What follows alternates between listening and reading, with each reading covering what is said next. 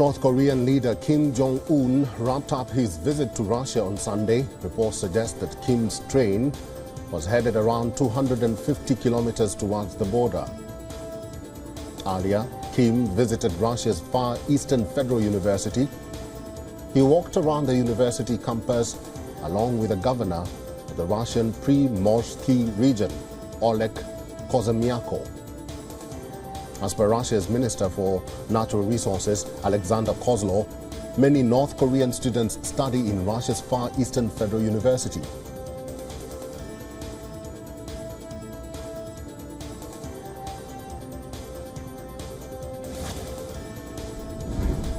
Russia claims to have thwarted a Ukrainian drone attack on Crimea, while some drones also targeted Moscow.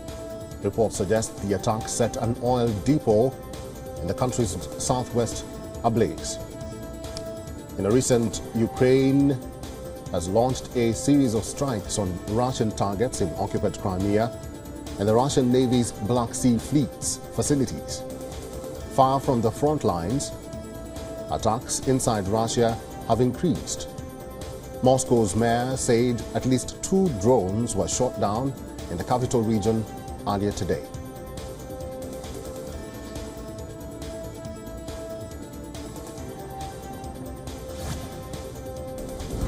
An Italian military jet crashed during an exercise in Turin. The jet came down to hit a car claiming the life of a 5-year-old girl.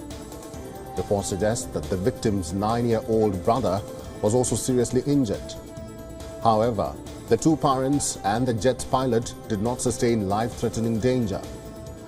Deputy Prime Minister Matteo Salvini said on X, formerly Twitter, that the pilot got out of the jet by jumping using a parachute.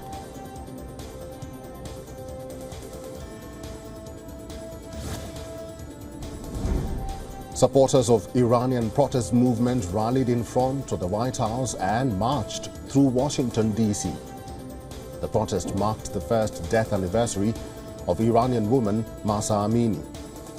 Last year, Amini's sudden death in police custody sparked a massive political unrest.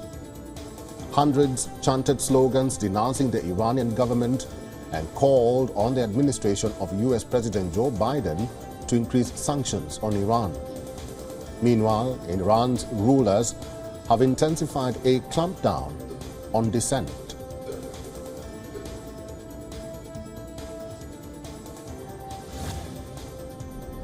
Protesters gathered in South Korean capital of Seoul to oppose Japan's Fukushima water discharge into the ocean. Protesters called on the South Korean government to act on halting the planned release. This comes on the heels of the second round of disposal planned later this month. The Fukushima nuclear accident is one of the world's most serious nuclear disasters to date. Hit by a massive earthquake and an ensuing tsunami in March 2011, the Fukushima nuclear power plant suffered core meltdowns. It generated a massive amount of contaminated water, which is known to have more than 60 radioactive elements.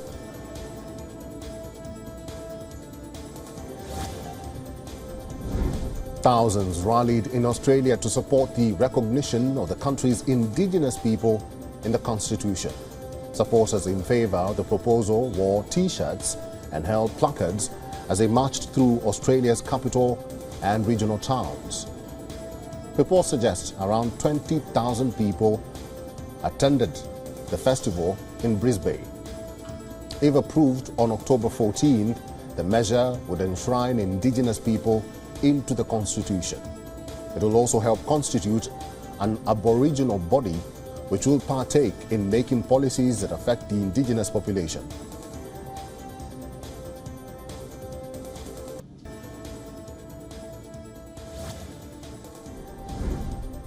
The summit of the Group of 77 plus China concluded in Cuba's capital Havana on Saturday.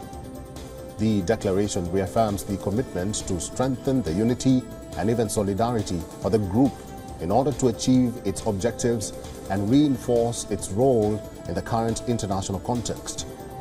Expressing deep concerns to the challenges faced by the developing countries, It calls on all countries to coordinate and even cooperate actively for achieving the Sustainable Development Goals.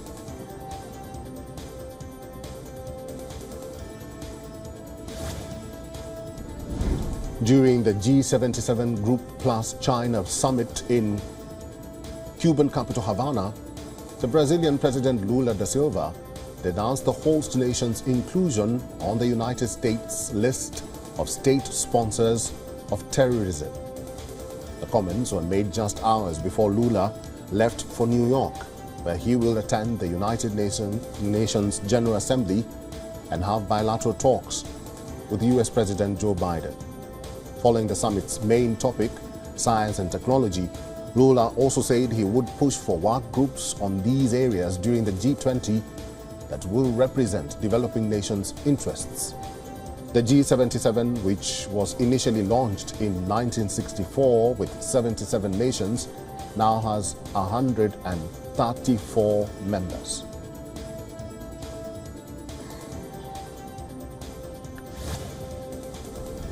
Thousands flocked around the French military base in Niger. This is after French President Emmanuel Macron said his ambassador was being held hostage. The demonstrations began 2 weeks ago. Tens of thousands of protesters gathered outside the base to demand its troops, as well as the French ambassador, to leave the country. Hundreds have remained on the site ever since. Protesters have also vowed to occupy the base's front entrance until their demands are met. While Niger's military leaders ordered the ambassador's expulsion late last month, but Paris has rejected it.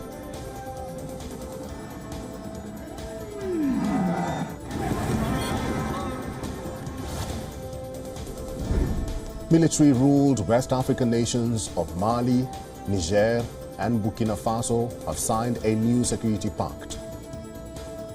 Through the deal, the nations have promised to come to each other's aid. The plan is especially being made to tackle any rebellion or even external aggression. The three countries are struggling to contain Islamic insurgents linked to Al-Qaeda and Islamic State. They are also seeing a strain in their relations with neighbors and international partners because of the coups. The latest coup in Niger drove a further wedge between the three countries and the regional bloc, ECOWAS.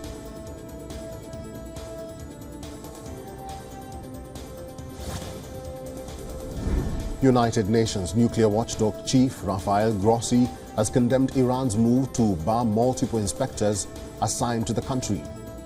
Banning specific inspectors hinders oversight of Tehran's atomic activities. Grossi has called the move disproportionate and unprecedented. Iran's move is a response to a call led by the US, Britain, France, and Germany at the IAEA Board of Governors. The nations called on Iran to cooperate with the IAEA on issues including explaining uranium traces found at undeclared sites.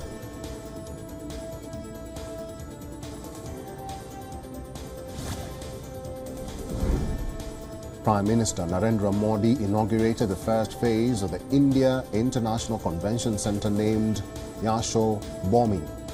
The state-of-the-art convention centre is built over a sprawling area of nearly 73,000 square meters. It has 15 convention rooms, including the main auditorium, a grand ballroom, and 13 meeting rooms. The centre has a total capacity of holding 11,000 delegates at once. A day before the inauguration, the Prime Minister hailed the project as synonymous with sustainability.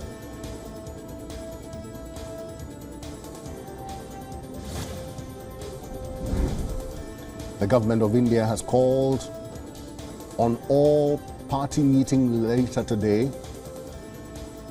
The meeting comes on the heels of the special parliamentary session scheduled for the 18th of September. The government is expected to discuss the agenda of the special session with the opposition parties in the meeting. The announcement of a surprise 5-day special session has triggered an intense buzz around what the government aims to achieve with that meeting.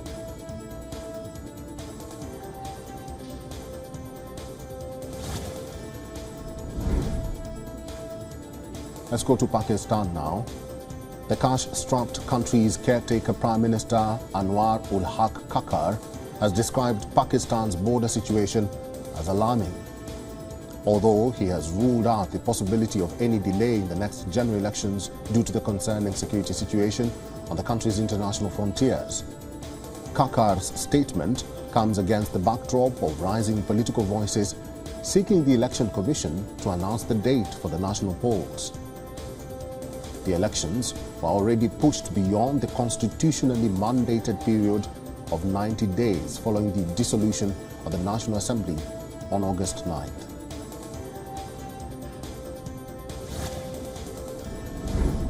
The 6th China Helicopter Exposition has concluded in North China's Tianjin municipality with a 4-day event captivating thousands of visitors.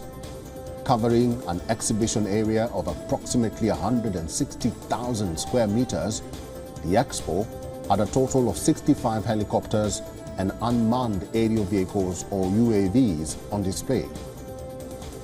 Drawing over 350 exhibitors, including many major global helicopter manufacturers. The expo attracted more than 20,000 spectators to its first open day on Saturday. It is expected to see approximately 20,000 viewers on its conclusion day. As one of the sponsors of the event, the Chinese People's Liberation Army Ground Force displayed 14 types of equipment at the expo.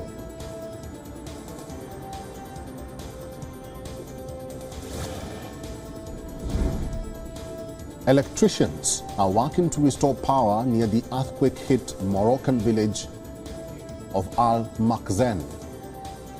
Whole villages, many dominated by homes and buildings made of mud brick, crumbled into mounds of dirt, and the 6.8 magnitude earthquake struck. The quake destroyed businesses in a region that depended on the tourist trail. Many of those displaced are now living in makeshift camps. They say the lack of electricity has hampered aid reaching them as the hazardous valley roads fall into complete darkness when night falls.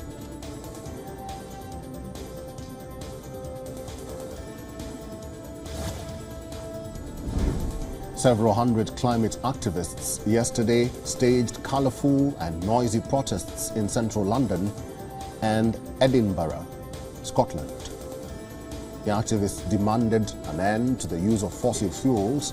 Organizers say the demonstrations were timed to coincide with the start of the United Nations General Assembly in New York. Protests were also being held in other cities to pressure world leaders into taking action on global warming.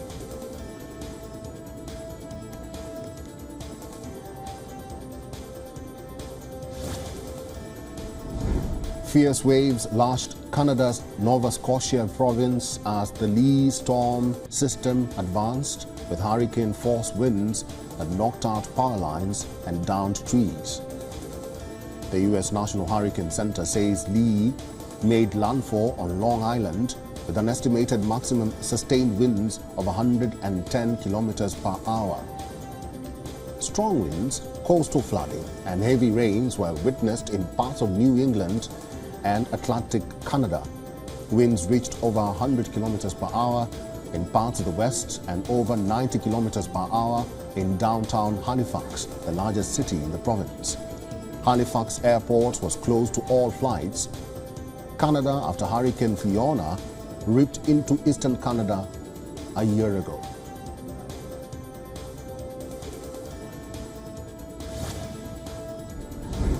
A video showed flooded streets in France's Saint-Martin-du-Londa in the region of Hérault on Saturday as emergency services attended the scene. National Weather Agency Meteo France issued severe weather alerts for the parts of the country, including Hérault in the south of France. Europe has been battered by extreme weather over recent months, including torrential rains and deadly heat waves.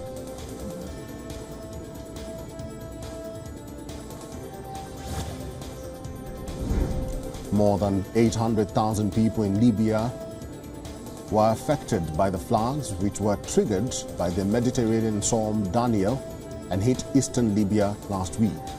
Now, according to the Red Cross, this number is equivalent to approximately 11.4% of Libya's population, although rescue efforts in the disaster-stricken areas of eastern Libya are hampered by obstacles and there is little hope for them to find survivors. Rescue teams from home and abroad are still working hard to search in the vast rubble.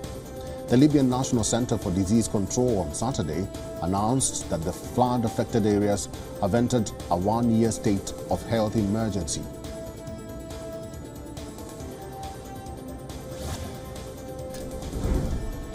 In a bid to support those impacted by floods in Al-Baida, a group of volunteers from the city of Ajailat pooled their resources together in a donation drive, collecting basic items like diapers, milk, water, blankets and foodstuff.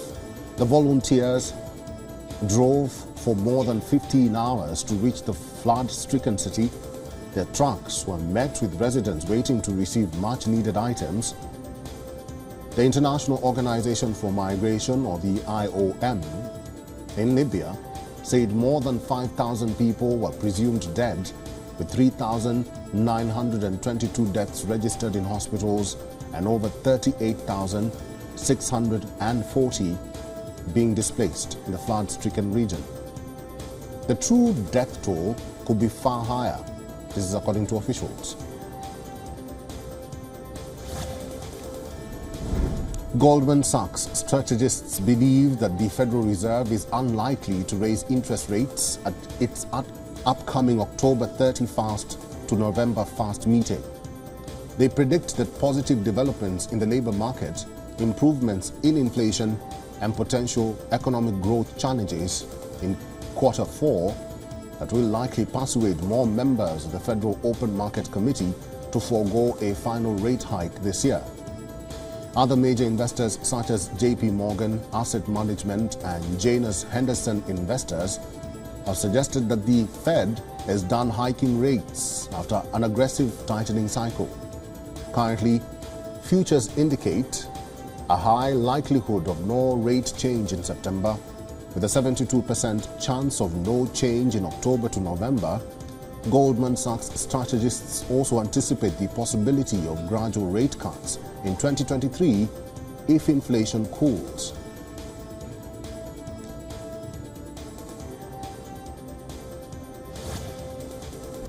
The Central Bank of Russia has raised its key lending rate by 1 percentage point to 13%, following a larger hike imposed just a month ago.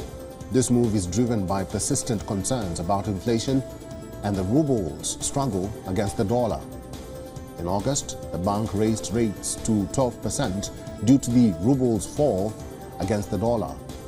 While the ruble improved slightly after the rate hike, it remains significantly weaker than a year ago.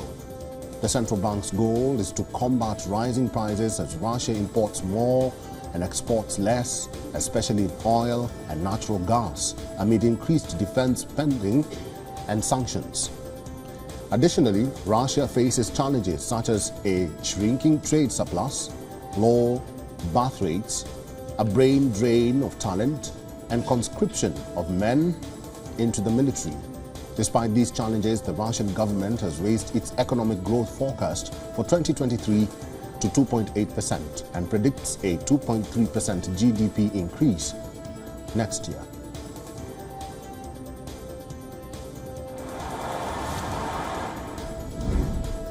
The International Monetary Fund, the IMF, plans to advise China to boost domestic consumption, address issues in its real estate sector, and manage local government debt in an effort to counteract factors that are affecting both Chinese and global economic growth. The IMF Managing Director Kristalina Georgieva emphasized that these recommendations will be delivered during an upcoming IMF Article 4 review of China's economic policies. The IMF's council urges China to shift away from a growth model reliant on debt-driven investments in areas such as infrastructure and real estate.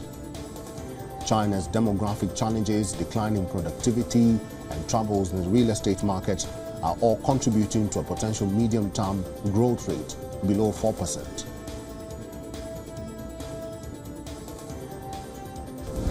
Three British news organizations reported on Saturday that comedian Russell Brand has been accused of rape, sexual assault, and abuse based on allegations from 4 women who knew him over a 7-year period at the height of his fame. Brand denied the allegations and said that all of his relationships had been consensual.